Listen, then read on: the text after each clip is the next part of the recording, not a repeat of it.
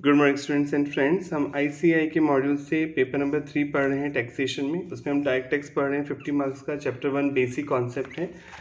आपको page number 48 तक इसमें समझा दिया गया था और आपने लास्ट क्लास में पढ़ा था कि प्रीवियस ईयर असेसमेंट ईयर क्या होता है और इसके क्या एक्सेप्शन है। प्रीवियस ईयर में हम इनकम अर्न करते हैं और असेसमेंट ईयर में हम टैक्स पे करते हैं, पर कुछ 5 एक्सेप्शन आए थे जिसमें आपको अर्न भी प्रीवियस ईयर में करना होता है, सेम ईयर में ही टैक्स देना होता है, तो वो हमने पढ़ ली थे। अब इसी में आगे पढ़ते हैं पेज नंबर 48 आईसीएआई का study material first chapter. Undisclosed source of income, heading से पता चल रहा है अनडिस्क्लोज मतलब जो आप बता नहीं रहे हैं, सोर्स ऑफ इनकम की आपको ये पैसा कहाँ से मिला। यानी आप जो केसेस पढ़ने चाह रहे हैं उसमें आप ये पढ़ने चाह रहे हैं कि अगर कोई पर्सन अनडिस्क्लोज करता है, सोर्स नहीं पता पाता, जैसे आपके पास आपके बिजनेस में रेट पड़ती है, कई बार छापे मारते हैं इनकम टैक्स वाले, ये तो पता ही है आपको। कोई अपनी इच्छा से तो बताएगा नहीं, जनरली अनसोर्स के अनडिस्क्लोज इनकम को अपनी इच्छा से नहीं बताएगा जो उसने 2 नंबर से कमाई है। आपके यहाँ 1 करोड़ का कैश मिलता है, आपके यहाँ रेट पड़ती है इनकम टैक्स डिपार्टमेंट की, छापा पड़ता है और 1 करोड़ का कैश मिलता है जो आपने रिकॉर्ड नहीं कर रहा था, बुक्स ऑफ अकाउंट में दिखा नहीं रखा है। आपके पास 1 करोड़ रुपये कैश में मिलते हैं पर आपने इसे रिकॉर्ड नहीं कर रखा बुक्स अकाउंट में, आपने इसकी कोई एंट्री नहीं बना रखी है। एंट्री बनाते हैं ना, जब कैश मिला होगा तो अपने कैश अकाउंट या बैंक अकाउंट डेबिट करते हैं और जिससे भी पार्टी से मिलता है, जिस सोर्स से मिलता है, अगर आपने सेल की है तो अपन ये एंट्री करते हैं बैंक अकाउंट डेबिट, पैसा आ रहा है अगर बैंक में आ रहा है तो बैंक में डेबिट करते हैं, कैश में मिल रहा है तो कैश को डेबिट करते हैं और टू सेल्स, राइट, ये एंट्री होती है। आपने कोई पैसा मिला आपको बिजनेस में सेल करके या सर्विस देके तो bank account debit to sale, जिस भी सोर्स से आपको पैसा मिला वो आप मेंशन करते हैं। या किसी पर्सन ने आपको पैसा दिया, आपने किसी पर्सन से लोन लिया तो भी आप मेंशन करते हैं कि बैंक, अगर बैंक में आया है पैसा तो बैंक अकाउंट डेबिट, कैश में आया तो कैश अकाउंट डेबिट, और 2 अगर बैंक से लिया है तो बैंक लोन, अगर किसी पर्सन से लिया तो जैसे एज लोन अकाउंट। ये एंट्री समझ में आई गई होगी। असेट इंक्रीज होती है, पैसा आता है इससे डेबिट, और एज लाइबिलिटी है, आपका क्रेडिटर बन गया, आपको उससे पेमेंट करना है, लोन लिया है इसे तो लोन एक लाइबिलिटी इंक्रीज होती है तो क्रेडिट करते हैं। तो ये एंट्रियाँ होनी चाहिए। अगर आपने 1 करोड़ का आपके पास कैश मिला है तो या तो आपने सेल की होगी या किसी से पैसा लिया होगा, पर आपके पास कोई सोर्स ऑफ इनकम ही नहीं है, आप डिस्क्लोज नहीं कर पा रहे कहाँ से किया, तो टैक्स वाले समझ जाएंगे कि ये 2 नंबर का पैसा, यानी आपने सेल कम दिखा रखी है अपनी जानबूझ के, ताकि आप टैक्स की चोरी कर सकें। क्योंकि आप बैंक में रखोगे पैसा तो अब 1 नंबर का होगा, बैंक में हमेशा 1 नंबर का पैसा होता है, क्योंकि जो बैंक में नज़र में आ गया तो वो तो 1 नंबर का ही होगा, क्योंकि बैंक अकाउंट तो लिंक होते हैं आपके इनकम टैक्स डिपार्टमेंट से सारे, तो बैंक में तो कोई 2 नंबर का पैसा रखता नहीं है। कैश में आप छुपा के रख सकते हैं घर में या बिजनेस में कहीं पर भी, पर इस पर अगर पकड़ में आ जाता है, अगर आपसे पूछा जा रहा है, आप सेटिस्फाई कर देते हैं इनकम टैक्स ऑफिसर को कि अभी हमने इसकी एंट्री नहीं की थी पर इस सोर्स से पैसा मिला था सेल से, और आप सारे सबूत दिखा देते हैं, तब तो कोई प्रॉब्लम नहीं है। पर अगर नहीं दिखाते हैं तो ये अनडिस्क्लोज इनकम है और इस पर भी आपको टैक्स देना होगा, प्लस पेनल्टी और फाइन भी लगेगा जो आप आगे जाके पढ़ेंगे।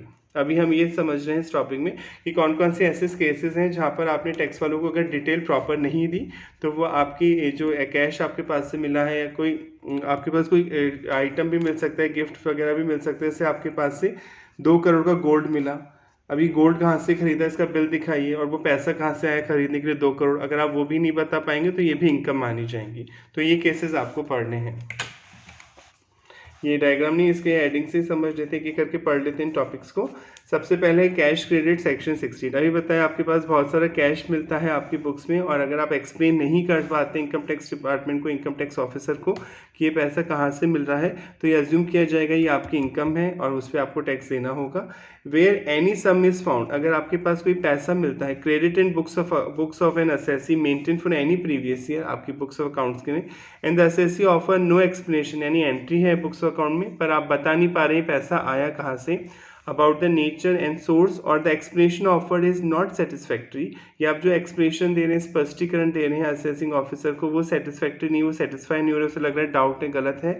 द सम सो क्रेडिटेड, तो जो पैसा मिला है आपके बुक्स अकाउंट में, may be charge as income of assessee of that previous year, उस पर इनकम मानते हुए टैक्स लिया जाएगा। अगर मान लीजिए आप कह रहे हैं कि सर नहीं, असेसिंग ऑफिसर तो झूठ बोल रहे हैं, हमने तो अपनी इच्छा सही सबूत दिए, सब कुछ सही दिया है, तो कोई बात नहीं, आपके पास कोर्ट का रास्ता होता है। अगर आपके साथ कोई इनजस्टिस होता है तो आप कोर्ट में जा सकते हैं, तो आप समझते हैं। अगर आपको लगता है कि आपके साथ इनजस्टिस हो रहा है, आपके साथ न्याय नहीं हो रहा है, तो आप कोर्ट में सूट फाइल कर सकते हैं इनकम टैक्स डिपार्टमेंट पे, और इनकम टैक्स डिपार्टमेंट भी आप पे सूट फाइल कर सकता है अगर उससे कोई प्रॉब्लम है तो। अनएक्सप्लेन लोन और बोरिंग, बताया था आपने किसी से पैसा लिया, आपके पास लोन है पर आप बता नहीं पा रहे किस आदमी से पैसा लिया है। जैसे आपके पास आप कह रहे हैं कि मैंने ये 1 करोड़ रुपए का लोन लिया है, ठीक है, लोन ले सकते, कोई प्रॉब्लम नहीं, लोन बैंक से भी ले सकते हैं, किसी पर्सन से, रिलेटिव किसी से भी ले सकते हैं। तो जो 1 करोड़ का लोन लिया है तो इसका सबूत दिखाइए, किससे लिया लोन, आपको ये तो पता होगा ना किससे लिया। आप कह रहे हैं ए से लिया, तो फिर इनकम टैक्स वाले ए से पूछेंगे, ए से कंफर्म करेंगे कि भैया तुमने जो 1 करोड़ रुपए दिए हैं, मान लीजिए मिस्टर एक्स की बात हो रही है, तुमने मिस्टर एक्स को जो 1 करोड़ रुपए दिए हैं, ये तुम 1 करोड़ रुपए लाए कहाँ से देने के लिए लोन। अगर ए सेटिस्फाई कर देगा तब तो कोई प्रॉब्लम नहीं है, पर अगर सेटिस्फाई नहीं कर पाएगा तो माना जाएगा ये लोन नहीं है, ये कोई इनकम है जो आप छुपाने की कोशिश कर रहे थे ताकि आप टैक्स की इस पर क्या कर सकें, चोरी कर सकें, तो इस पर आपको टैक्स देना होगा। पढ़ लें।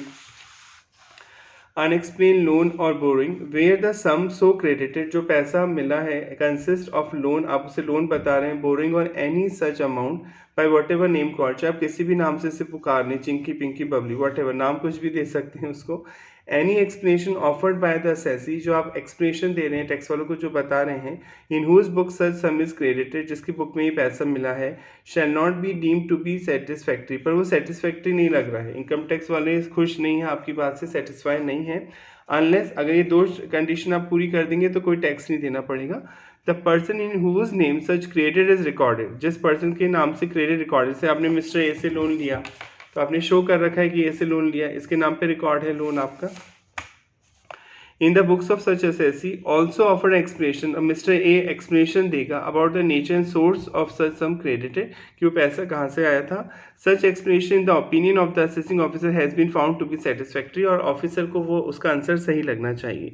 तो अगर कोई अनएक्सप्लेन लोन है, आपने किसी से लोन लिया है, बोरोइंग लिया है, पर आप एक्सप्लेन नहीं कर पाते कोई सोर्स कहाँ से वो पैसा मिला लोन के लिए आपको, और वो बंदा भी एक्सप्लेन नहीं कर पाता है जिसने आपको लोन दिया है, तब तो वो इनकम माना जाएगा आपका, आपकी माना जाएगा, वो लोन नहीं है। हाँ, अगर आप सेटिस्फाई कर देता है बंदा कि कहाँ से उसने पैसा दिया है लोन के तौर पे आपको, और वो सेटिस्फाई हो जाते हैं assessing officer, income tax officer. Assessing officer मतलब जो आपकी इनकम की कैलकुलेशन करना है उसे एओ बोलते हैं, शॉर्ट में एओ, असेसिंग ऑफिसर, तो फिर कोई टैक्स नहीं लगेगा। तो पहला था कैश क्रेडिट। कैश क्रेडिट में आप पढ़ रहे हैं कि अगर आपके पास पैसा मिलता है कोई, और अगर आप उस पैसे का एक्सप्लेनेशन दे पाते हैं तब तो ठीक है, अगर नहीं दे पाते तो इनकम माना जाएगा। उसी का पार्ट था ये, अगर लोन लेते हैं, आपके पास बहुत सारा लोन के तौर पे कोई अमाउंट मिलता है, चाहे छोटा बड़ा वॉटेवर, तो अगर आप एक्सप्लेनेशन नहीं दे पाते हैं तो वो लोन नहीं माना जाएगा, वो आपकी इनकम माना जाएगा। नेक्स्ट है अनएक्सप्लेन शेयर कैपिटल और प्रीमियम, ये अदर सोर्सेज में भी आएगा, और उस दिन लास्ट क्लास में भी आपने इनकम की डेफिनेशन में पढ़ा था, इसे भी समझ लें ध्यान से। X private limited, private limited यानी क्लोजली हेल्ड कंपनी, इसे क्लोजली हेल्ड कंपनी बोलते हैं, क्लोजली हेल्ड कंपनी लॉ की लैंग्वेज में, यानी जिसमें पब्लिक का पैसा इन्वॉल्व नहीं है। क्लोजली हेल्ड कंपनी वो होती है जिसमें पब्लिक का इंटरेस्ट नहीं होता, जैसे पब्लिक कंपनी है जैसे टाटा लिमिटेड, तो लिमिटेड वर्ड आप पढ़ चुके हैं कंपनी में 11वीं क्लास से, लिमिटेड वर्ड तो कंपनी लगाती है, और पब्लिक लिमिटेड कंपनी लगाती है जो पब्लिक में शेयर इशू करती है और पब्लिक का पैसा लेके आती है और बिजनेस में यूज़ करती है। तो जो पब्लिक कंपनी होती है वो तो उसमें तो पब्लिक का इंटरेस्ट होता ही है क्योंकि पब्लिक ने पैसा लगा रखा है, पर जो प्राइवेट कंपनी होती है तो आप पढ़ चुके हैं कि ये प्राइवेट कंपनी पब्लिक से में शेयर इशू नहीं कर सकती, ये अपने मेंबर से ही पैसा अरेंज करती है, तो इसे क्लोजली हेल्ड कंपनी भी बोलते हैं। पब्लिक कंपनी को ओपनली हेल्ड कंपनी बोलते हैं कई लोग लॉ की लैंग्वेज में, और प्राइवेट कंपनी को क्लोजली हेल्ड कंपनी भी बोला जाता है। क्लोजली हेल्ड कंपनी की डेफिनेशन आगे भी आएगी अदर सोर्सेज में, अभी तो अभी समझ लीजिए प्राइवेट कंपनी और भी कंपनी इंक्लूड होती हैं, पर प्राइवेट कंपनी तो हमेशा क्लोजली हेड कंपनी होती है। क्लोजली हेड कंपनी एक ऐसी कंपनी होती है जिसमें पब्लिक का हेड, ऐसी कंपनी होती है जिसमें पब्लिक का इंटरेस्ट नहीं होता है। अब सपोज एक्स प्राइवेट लिमिटेड का एक शेयर है, ठीक है, मान लेते हैं 100 शेयर है, इसकी फेस वैल्यू है मान लेते हैं 10 रुपये, तो 1000 रुपीज़ के शेयर हो गए। ये किसी से पैसे ले रही है, शेयर तो दे सकती है प्राइवेट कंपनी, किसी को बेच सकती है, शेयर इशू कर मतलब पब्लिक में नहीं जा सकती, अपने मेंबर से तो पैसे ले सकती है, ये दे रही है, और प्रीमियम कलेक्ट कर रही है शेयर पे। 1000 रुपीज़ का शेयर है फेस वैल्यू, प्रीमियम ले रही है 1 लाख रुपये। प्रीमियम की कोई लिमिट नहीं है, आप कितना भी प्रीमियम ले सकते हैं। 1,01,000 रुपये मिलते हैं इस प्राइवेट कंपनी को 100 शेयर देने पे मिस्टर ए को, अपने मेंबर से ये खरीद रहा है इस कंपनी के शेयर, और इस कंपनी के 100 शेयर खरीद रहा है। एक शेयर वैसे 10 रुपये का है, तो फेस वैल्यू तो 1000 रुपीज़ हुई 100 शेयर की, पर ये प्रीमियम पे इशू करी और प्रीमियम का अमाउंट है 1 लाख, तो मिस्टर ए को 100,000 तो फेस वैल्यू देनी होगी, कैपिटल की value plus 1 lakh premium, total 1,01,000 receive किया करेगी x private limited company mister A से। पर पता चलता है इन शेयर की जो वैल्यू, एक्चुअल वैल्यू जो है इन शेयर की, जो वैल्यू है वो 1000 तो फेस वैल्यू है, और प्लस मान लेते हैं 2000 और प्रीमियम ले सकते थे आप, केवल 3000 रुपीज़ ही मिलनी चाहिए थी। फेयर वैल्यू बोलते हैं इनकी, जो शेयर की सही में फेयर वैल्यू है वो 3000 ही है, पर आपने तो ज़बरदस्ती 1 लाख रुपए प्रीमियम चार्ज किया। लेना 2000 ही चाहिए था प्रीमियम, 1 लाख चार्ज किया, तो 98,000 प्रीमियम ज़्यादा चार्ज किया आपने अपने मेंबर से ज़बरदस्ती शेयर के लिए। तो फिर ये पूछा जाएगा कंपनी से कि ऐसा क्यों किया, आपके पास क्या जस्टिफिकेशन है, 98,000 एक्सेस प्रीमियम क्यों चार्ज किया, जबकि फेयर वैल्यू तो इसकी 3000 ही आपके शेयर की, आपने 1,01,000 क्यों लिए, यानी 98,000 क्यों लिए ज़्यादा। क्योंकि प्राइवेट कंपनियों में क्या होता है, पब्लिक में तो इशू नहीं करती है शेयर, पर इनके मेंबर क्या करते हैं, 2 नंबर का पैसा इन कंपनियों में लगा देते हैं, ताकि कंपनियों के शेयर जबरदस्ती ज़्यादा प्राइस पे खरीदा हुआ दिखा दिया जाता है। तो ये 98,000 का सोर्स ऑफ इनकम ए से पूछा जाएगा, भैया ये तुम कहाँ से लेके आए ज़्यादा पैसा देने के लिए अपनी कंपनी को। अगर ये एक्सप्लेन कर देगा तब तो कोई प्रॉब्लम नहीं है, पर ये एक्सप्लेन नहीं कर पाएगा तो इनकम माना जाता है। वैसे ही एक्सप्लेन करना पड़ेगा इसको अगर आपने ज़्यादा पैसा चार्ज किया है तो। देखिए, any explanation offered by a closely held company in respect of any sum. Closely held company एक ऐसी कंपनी होती है जिसमें पब्लिक का इंटरेस्ट नहीं होता, यानी private company. In respect of any sum credit है, शेयर एप्लीकेशन मनी मिली है, शेयर कैपिटल, शेयर प्रीमियम और एनी सच अमाउंट मिला है by whatever name call, चाहे आप किसी भी नाम से पुकार लें, call money, first call, second call, whatever, in the accounts of such company shall be deem to be not satisfactory. आपकी इनकम माना जाएगा वो पैसा जो आपको मिला है शेयर के बदले, unless the person being a resident in whose name such credit is recorded. तो आपको कंपनी को जब पैसा मिला होगा तो उससे किस व्यक्ति से मिला होगा, पर्सन से मिला होगा, तो उस पर्सन का नाम होगा, उस पर्सन से पूछा जाएगा। Also explain about the nature and source of such sum credit. बताइए पैसा कहाँ से आया, इन शेयर को खरीदने के लिए आपके पास पैसा कहाँ से आया जो कंपनी के आपने शेयर खरीदे। Such explanation in the opinion of assessing officer has been found to be satisfactory, और वो एक्सप्लेनेशन सही लगना चाहिए। तो ये पॉइंट तो कह रहा है, ये तो प्रीमियम ही समझाया मैंने आपको। यहाँ पर ये अदर सोर्सेज में पढ़ेंगे एक्सेस प्रीमियम वाला केस भी। इसमें ये बोला गया है केवल कि किसी प्राइवेट कंपनी को अगर किसी से एप्लीकेशन मनी मिलती है, शेयर कैपिटल मिलती है, या सिक्योरिटी प्रीमियम का अमाउंट मिलता है, कोई भी अमाउंट मिलता है, तो फिर उस मिलता है अनएक्सप्लेन, वो अनएक्सप्लेन है, वो कंपनी बता नहीं पा रही है कि कहाँ से आया पैसा, तो उस पर्सन से पूछा जाएगा जिस पर्सन ने उस कंपनी को पैसा दिया शेयर खरीदने के लिए। अगर वो पर्सन बता देता है नेचर ऑफ सोर्स तब तो कोई प्रॉब्लम नहीं है। अगर वो पर्सन नहीं बता पाता है नेचर ऑफ सोर्स, तो जो पैसा मिला है कंपनी को वो उसके इनकम मान लिया जाएगा। जो 1,01,000 रुपये जो मिले हैं कंपनी को, अगर ये सोर्स ऑफ इनकम नहीं पता है तो 1,01,000 रुपये पे टैक्स दिया जाएगा। और ये प्रीमियम वाला केस अदर सोर्सेज में आप पढ़ेंगे। एक्सेस प्रीमियम जो मिला वो मैंने यहाँ पे एक्सेस प्रीमियम का समझा दिया, पर आपको ध्यान रखना है कि कोई भी क्लोजली हेल्ड कंपनी है जिसके शेयर, उसको शेयर इशू करने के बदले कोई पैसा मिलता है अपने मेंबर से, चाहे वो शेयर एप्लीकेशन के नाम से मिले, चाहे सिक्योरिटी प्रीमियम के नाम से मिले, चाहे वॉट एवर किसी भी नाम से मिले, अगर वो सोर्स ऑफ इनकम एक्सप्लेन नहीं कर पाती है कंपनी तो वो इनकम मान लिया जाएगा और फिर उस पर टैक्स देना होगा। अभी आपने ये पढ़ा कि किसी क्लोजली हेल्ड कंपनी को अगर कोई पैसा मिलता है, जैसे एक्स प्राइवेट लिमिटेड एक कंपनी है, ये क्लोजली हेल्ड है क्योंकि इसमें पब्लिक का पैसा इन्वॉल्व नहीं है, प्राइवेट कंपनी में पब्लिक का पैसा लगा नहीं होता, इससे इन्हें क्लोजली हेल्ड कंपनी बोलते हैं। अब इस कंपनी को 10 लाख रुपए मिले, शेयर एप्लीकेशन के नाम से मिले या सिक्योरिटी प्रीमियम के नाम से मिले या कॉल मनी के नाम से, किसी भी नाम से मिले शेयर के अगेंस्ट में।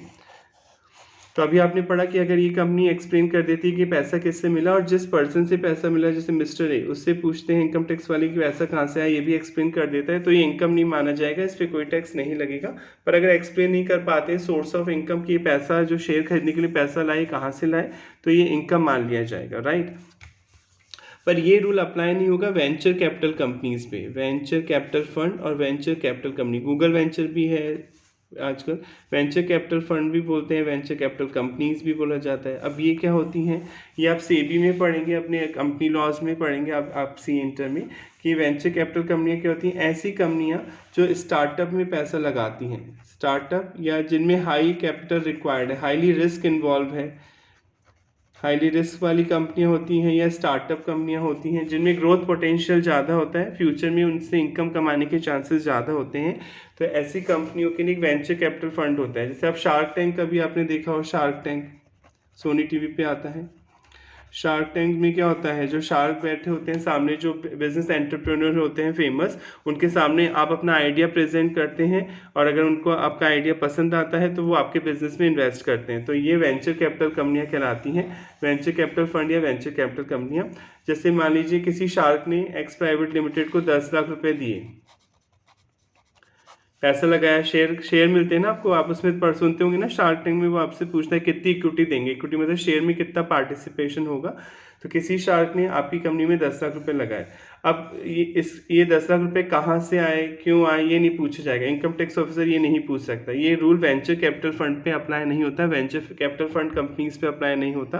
वेंचर कैपिटल फंड कंपनीज क्या होती हैं, जो स्टार्टअप में या हाईली रिस्क इन्वॉल्व बिजनेस में पैसा लगाती हैं, क्योंकि उनमें ग्रोथ पोटेंशियल ज़्यादा होती है। उन्हें लगता है कि इनमें पैसा लगाने से फ्यूचर में हेल्प मिलेगी, उन्हें रिटर्न ज़्यादा मिलेगा। उन लोगों की हेल्प भी हो जाती है जो नए बिजनेसमैन होते हैं, उनके पास पैसा कम है, तो एक तरह से एम्प्लॉयमेंट भी डेवलप होता है, इकनॉमी डेवलप होती है। तो गवर्नमेंट ने ऐसी कंपनियों को बोला है स्टार्टअप वेंचर कैपिटल कंपनी है, स्टार्टअप में हाईली रिस्क इन्वॉल्व कंपनियों में पैसा लगाती हैं।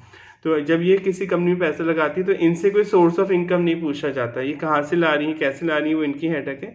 उसमें इनकम टैक्स ऑफिसर नहीं पूछ सकता कि नहीं ये गलत है, आप सोर्स ऑफ इनकम नहीं बता पा रहे तो ये 10 लाख रुपए इनकम मान ली जाएगी इस कंपनी की, ऐसा नहीं होगा। पढ़ लें।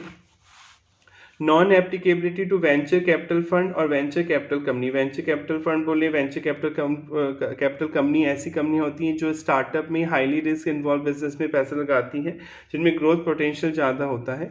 दीज फ्यूचर में these additional condition would not apply if the person, ये एडिशनल कंडीशन दो थी ना, कि उस बंदे से पूछा जाएगा, शार्क से पूछा जाएगा कि बताओ तुम्हें पैसा कहाँ से लाया इस कंपनी का शेयर खरीदने के लिए, उनसे नहीं पूछा जा सकता। Income tax officer venture capital fund वाली कंपनियों से नहीं पूछ सकता। would not apply if the person in whose name the sum is recorded is a venture capital fund। अगर वो कंपनी वेंचर कैपिटल फंड है जो पैसा लगा रही है, वेंचर कैपिटल कंपनी रजिस्टर्ड होती है सेबी के साथ में। क्लियर हो गया यहाँ तक?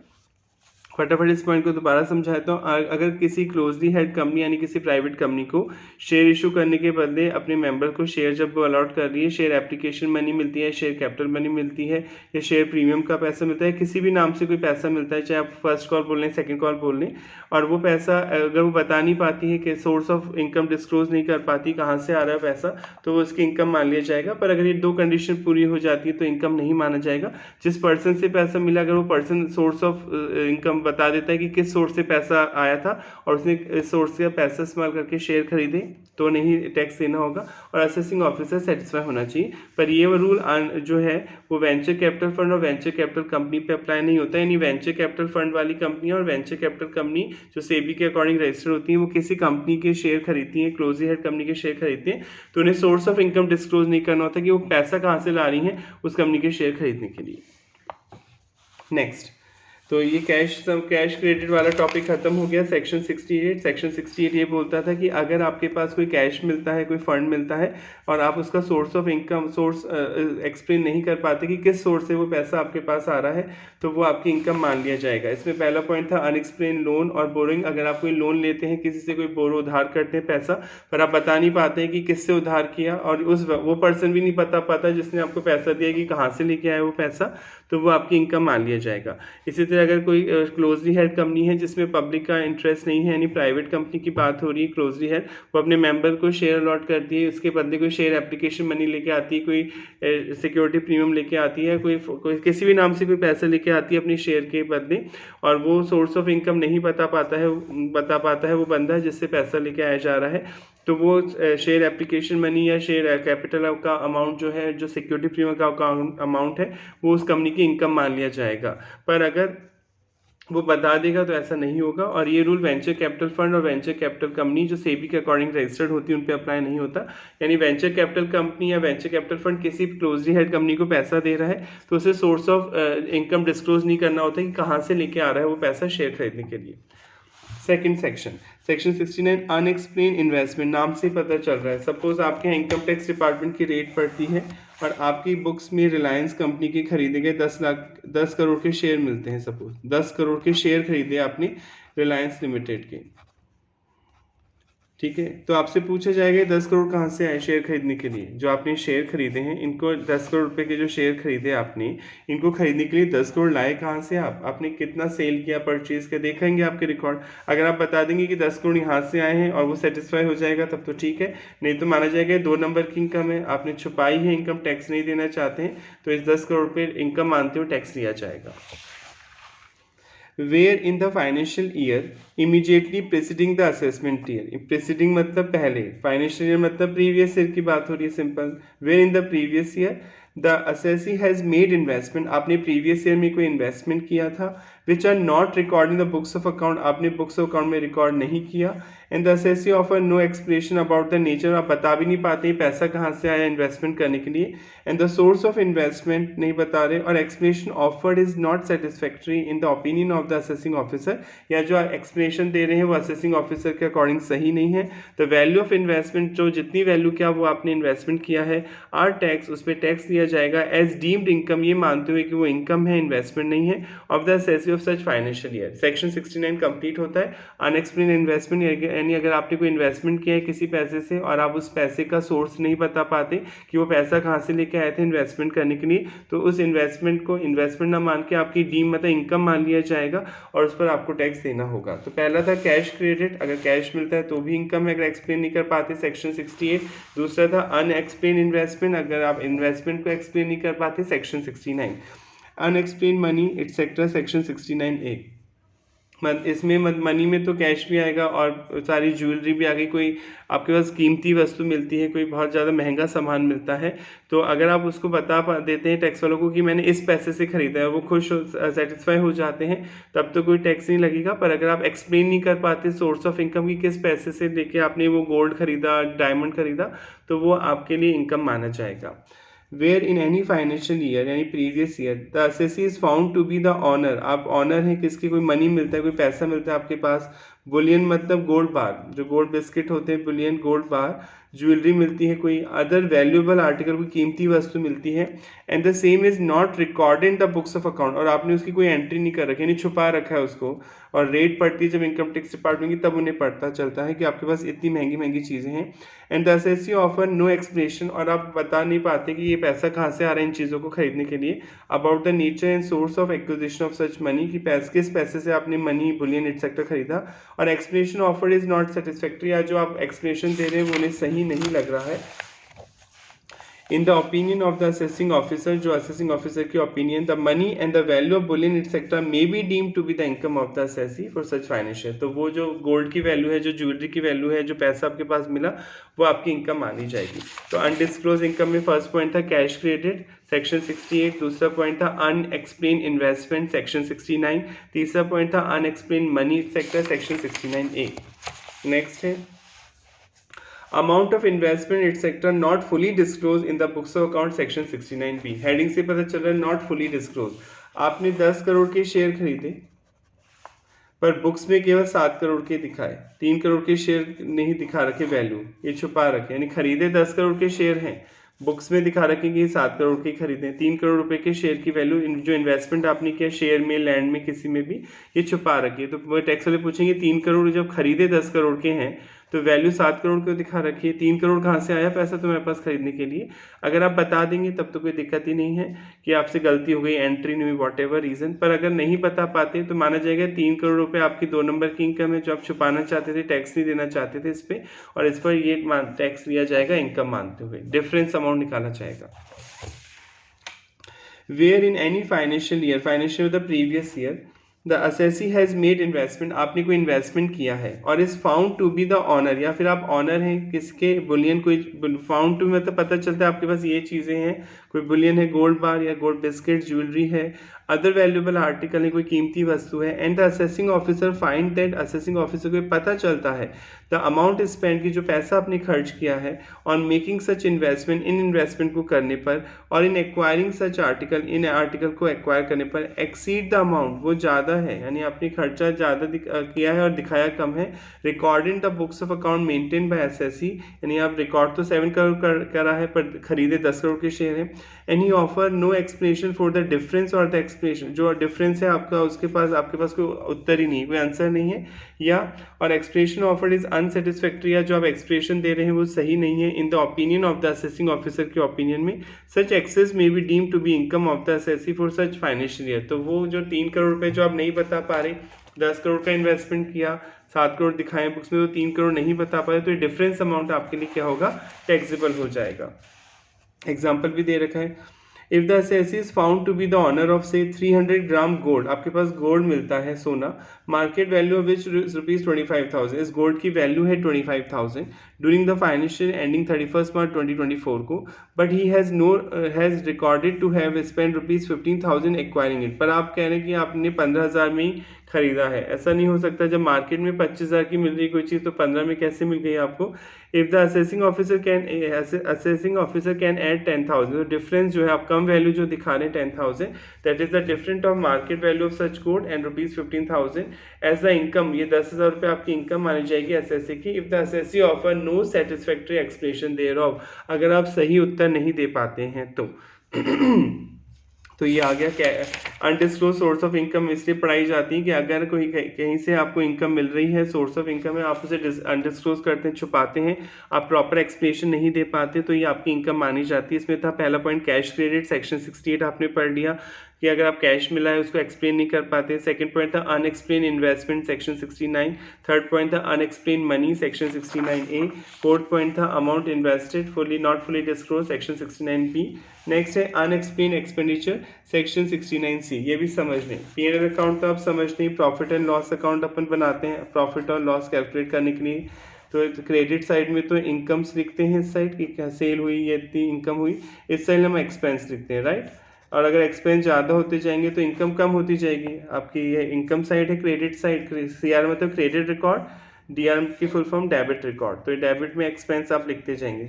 अब आपके डेबिट में सपोज टू राम लिखा हुआ है, राम सैलरी का एक्सपेंस है, अब अपने एम्प्लॉय को देते हैं, आपने यहाँ 2 लाख रुपये लिख दिए। सपोज आपके और rent, electricity, other water bill etcetera ये 8 लाख रुपीज़ है। सपोज आपकी सेल है, जो इनकम है सपोज करते हैं 15 लाख है, सेल है 15 लाख इनकम, उसमें से 8 लाख एक्सपेंस, और राम को आपने सैलरी दी 2 लाख, और आपका प्रॉफिट होगा, फिर इनकम में से एक्सपेंस घटाएंगे तो प्रॉफिट आ रहा है आपका 5 लाख, क्योंकि 15 लाख आपकी टोटल इनकम सेल है, सेल में से आपने 8 और 2 लाख का एक्सपेंस घटाए तो 5 लाख इनकम हो गई, ठीक है। तो 5 लाख पे टैक्स लगेगा। अब टैक्स वाले आपके यहाँ रेट डालते हैं, आपकी बुक्स ऑफ अकाउंट वो चेक कर रहे हैं, तो अब आपसे पूछ रहे हैं ये राम कौन है जिसको आपने 2 लाख की सैलरी दी, तो आप क्या बोलेंगे, अरे आपको राम नहीं पता, राम भगवान है ना, अपने उनको मैंने सैलरी दी। तो टैक्स वाले बोलेंगे पागल है क्या, ऐसा नहीं होगा, जो एम्प्लॉय काम ही नहीं कर रहा आपके ऑर्गेनाइजेशन में आप उसे सैलरी कैसे दे सकते हैं। कई लोग ऐसा झूठ बोलते हैं, ऐसे वर्कर को घोस्ट वर्कर भी बोलते हैं कई ऑर्गेनाइजेशन में, कि आप किसी वर्कर को दिखा रहे हैं कि वो आपके यहाँ काम कर रहा है, राम, श्याम, मोहन, अंकित जो भी, और उसे सैलरी भी दिए जा रहे हैं हर महीने, ठीक है, पर वो एक्चुअल में आता ही नहीं है आपके ऑर्गेनाइजेशन में। तो पता चलता है कि आपने जानबूझ के खर्चा ज़्यादा दिखाया है। आपने ऐसा क्यों किया होगा, एक्सपेंस बढ़ाने के लिए किया होगा, ताकि आपकी इनकम कम हो जाए और कम टैक्स देना पड़े। तो ये आप एक्सप्लेन नहीं कर पा रहे, तो 5 और 2 आपकी इनकम कितनी मानी जाएगी, 7 लाख मानी जाएगी, और 7 लाख पे टैक्स देना होगा। यानी क्या समझ में आया, अगर कोई एक्सपेंस आपने रिकॉर्ड कर रखा है P&L में, और आप वो एक्सपेंस का एक्सप्लेनेशन नहीं दे पाते कि वो खर्चा किसके लिए किया गया, क्यों किया गया, कौन है जिसको आपने खर्चा पेमेंट किया, तो ये नहीं बता पाते, तो वो एक्सपेंस नहीं माना जाएगा, वो आपकी इनकम माना जाएगा। कोई चोरी करने के लिए लोग बहुत से तरीके अपनाते हैं टैक्स बचाने के लिए। Where in any financial year an assessee has incurred any expenditure, कोई खर्चा होता है, and he offer no explanation, पर वो उसको बता नहीं पाता है, about the source of such expenditure, और द एक्सप्लेनेशन इज अनसेटिस्फैक्ट्री, या फिर एक्सप्लेनेशन जो आप दे रहे हैं वो सही नहीं लग रहा है इनकम टैक्स ऑफिसर को, assessing officer can treat such unexplain expenditure as the income of the assessee, वो असेसी की इनकम आना चाहेगा फॉर सच फाइनेंशियल ईयर, उस फाइनेंशियल या प्रीवियस ईयर में।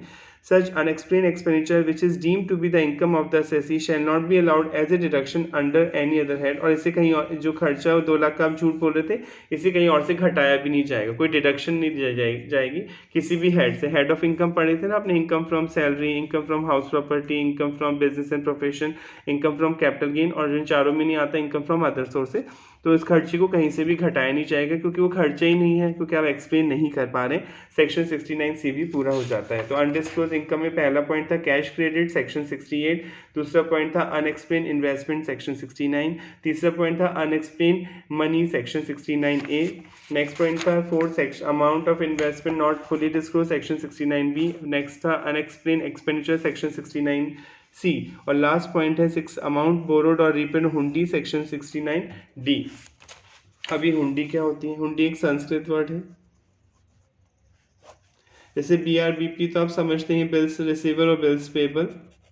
तो हुंडी भी एक डॉक्यूमेंट होता है जिसके बेस पे आप किसी से पैसा उधार लेते हैं, ठीक है। जैसे आप कह रहे हैं कि मिस्टर एक्स ने मिस्टर वाई को 50 लाख रुपीज़ दिए और एक सादे कागज़ पे आपने लिख लिया अपनी नॉलेज के लिए, तो ऐसा नहीं होना चाहिए ना। लोन एग्रीमेंट होगा, कोर्ट का स्टैम्प लगा होना चाहिए, ऐसे थोड़ी ओरली आपने पैसे ले लिए। चलो ले भी लिए, मान लेते हैं कि आपने पैसे लिए हैं, तो ये रूल है कि अगर आप किसी से लोन लेते हैं हुंडी के बेस पर, मतलब सादे कागज़ के बेस पे किसी से लोन लेते हैं जो ऑफिशियली डॉक्यूमेंट नहीं, कोर्ट का स्टैम्प नहीं है। आपने देखा होगा एक ग्रीन कलर का कोर्ट का स्टैम्प पेपर आता है, उस पर कोर्ट की स्टैम्प ड्यूटी लगी होती है, वो तो लीगल डॉक्यूमेंट होता है। पर अगर आप मुँह जबानी किसी से ले रहे हैं, ओरल एग्रीमेंट करके किसी से लोन ले रहे हैं, या सादे कागज़ पे लिख कर किसी से लोन ले रहे हैं हुंडी के बेस पे, सादे कागज़ पे कोई कोर्ट का कागज़ नहीं है, कोई स्टैम्प ड्यूटी नहीं, कोई रजिस्टर्ड नहीं है, तो माना जाएगा ये जो लोन लिया है ना आपने, ये मिस्टर एक्स ने जो लोन लिया है, ये आपकी इनकम है, ये आपकी इनकम है। अगर आपको बचना है इस प्रोविज़न से तो आप क्या करिए, बैंक में लीजिए ना लोन। कौन मना कर रहा है? लोन लेने से थोड़ी रोक रहे हैं टैक्स वाले आपको, उन्होंने रूल बनाए क्योंकि 2 नंबर का पैसा हो सकता है ना। भाई अपने 2 नंबर के पैसे को इसको सर्कुलेट कर सकता है, इसे रिश्वत का 2 नंबर से कमाया, 2 नंबर मतलब रिश्वत से कमाया या इलीगल तरीके से गुड्स बेच के कमाया या अपनी सेल को छुपाना चाहता है, तो ये अपना पैसा किसी दूसरे के नाम ट्रांसफ़र कर देगा लोन के तौर पे दिखा के। डबल फ़ायदा हो गया, एक तो लोन भी दे रहा है और प्लस इंटरेस्ट भी मिलेगा हर महीने इसको। तो एक तो टैक्स बचा लिया इसने, अपनी 2 नंबर की इनकम किसी और को ट्रांसफ़र कर दी लोन दिखाकर, और प्लस उस पर जो इंटरेस्ट मिलेगा वो इसकी इनकम हो जाएगी, वो का डबल फ़ायदा हो गया। तो ये रूल बनाया गया इनकम टैक्स डिपार्टमेंट के द्वारा कि अगर आप किसी से सादे कागज़ पर या मुँह ज़बानी कोई लोन लेते हैं तो ले लीजिए, लेने में हम मना नहीं कर रहे, पर ये बैंक अकाउंट में आना चाहिए। फिर आपको जब लोन लेते हैं किसी से तो बैंक अकाउंट में आएगा पैसा। अगर ये बैंक में नहीं आ रहा है, आप कैश में किसी से लोन ले रहे हैं, तो ये लोन नहीं माना जाएगा, ये आपकी इनकम माना जाएगा और उस पर आपको टैक्स पे करना होगा। पढ़ लें इसको।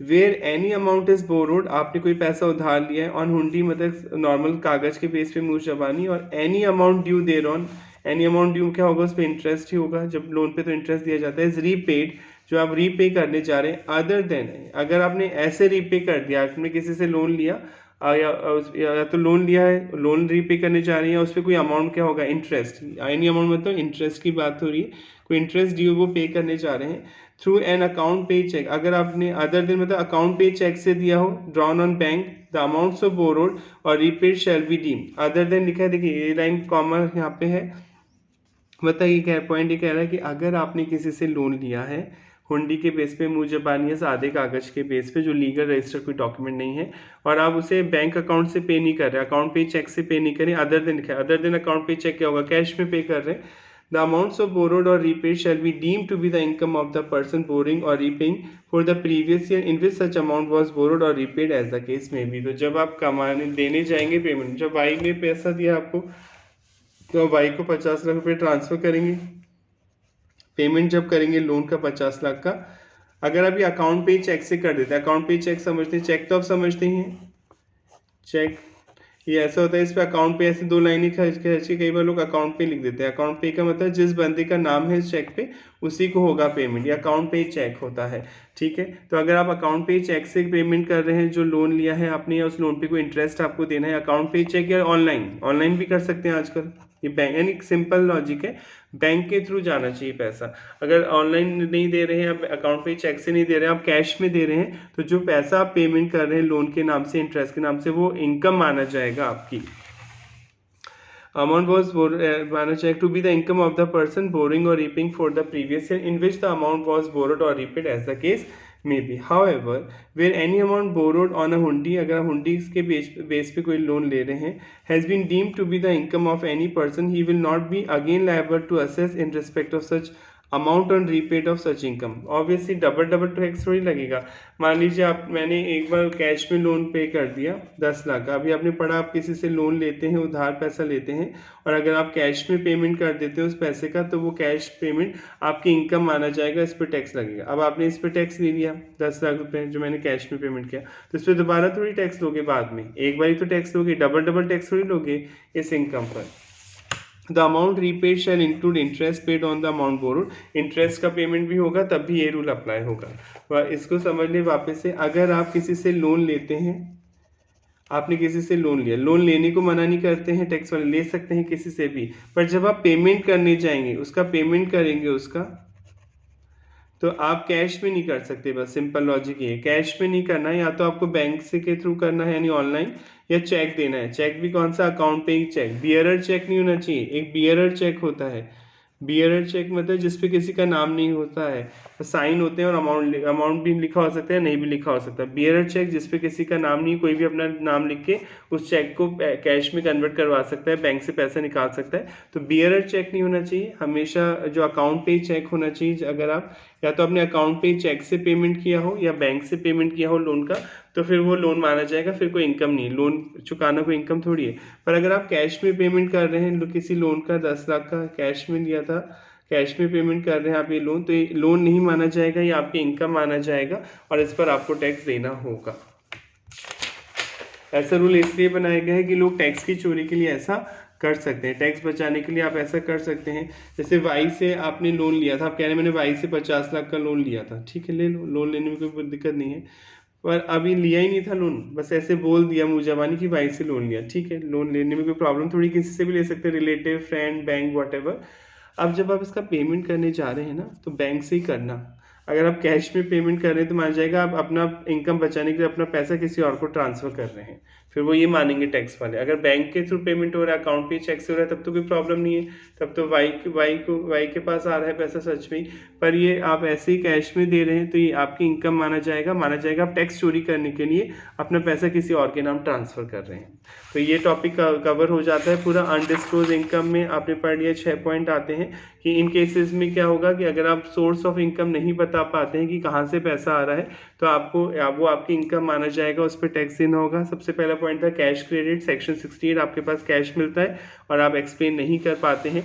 दूसरा था अनएक्सप्लेन इन्वेस्टमेंट, आपने जो इन्वेस्टमेंट किया आप उसका सोर्स ऑफ इनकम नहीं बता पाते हैं कि कहाँ से पैसा आया, सेक्शन 69। अनएक्सप्लेन मनी, आपके पास गोल्ड मिलता है, कोई ज्वेलरी मिलती है, कोई कीमती वस्तु मिलती है और आप उसका एक्सप्लेनेशन नहीं दे पाते कि उसको खरीदने में पैसा कहाँ से आया, तो वो आपकी इनकम माना जाएगा। नेक्स्ट पॉइंट है 4, amount of investment not fully disclosed, section 69B, आपने कोई इन्वेस्टमेंट किया पर आप पूरी वैल्यू पे नहीं दिखा रहे, तो जो डिफरेंस अमाउंट है वो आपके लिए टैक्सेबल होगा। अनएक्सप्लेन एक्सपेंडिचर, कोई खर्चा किया आपने पीएनआर की डेबिट में लिख दिया, पर आप उस खर्चे का को बता नहीं पा रहे कि ये खर्चा क्यों किया, रीज़न नहीं दे पा रहे, सोर्स नहीं बता पा रहे, तो वो एक इनकम माना जाएगा। और अमाउंट बोरोड और रीपेड हुंडी, सेक्शन 69B, बोरोड और रीपेड, अगर आप किसी से लोन ले रहे हैं, बोरो कर रहे हैं, देखिए बोरोड भी है, बोरोड और रीपेड दोनों वर्ड लिखे हैं, आप बोरो कर रहे हैं या रीपे कर रहे हैं, और जो बोरो कर रहे हैं और रीपे कर रहे हैं वो कैश में कर रहे हैं, यानी कैसे कैश उधार में ले रहे हैं और किसी को पेमेंट कर रहे हो कैश में कर रहे हैं, लोन चुका रहे हैं तो कैश में चुका रही है। इंटरेस्ट का अमाउंट, एनी अमाउंट ड्यू दे रहे हो उस पर कोई इंटरेस्ट भी चुका रहे हैं तो आप कैश में नहीं देंगे, यानी अगर जो इंटरेस्ट पेमेंट करेंगे वो भी अकाउंट पे चेक या ऑनलाइन बैंक के थ्रू होना चाहिए। अगर आप कैश में रीपे कर रहे हैं, कैश में कोई बोरो कर रहे हैं अमाउंट, हुंडी में तो सादे कागज के बेसिस पे जो कोई लीगल डॉक्यूमेंट नहीं है, तो फिर उस पर माना जाएगा वो कोई लोन नहीं है, वो आपकी इनकम है और उस पर आपको टैक्स पे करना होगा। चलिए नेक्स्ट क्लास में मिलते हैं। आई होप यहाँ तक समझ में आ गया होगा। अगर कोई प्रॉब्लम आ रही है तो प्लीज़ कमेंट करके बताइए। Thank you so much.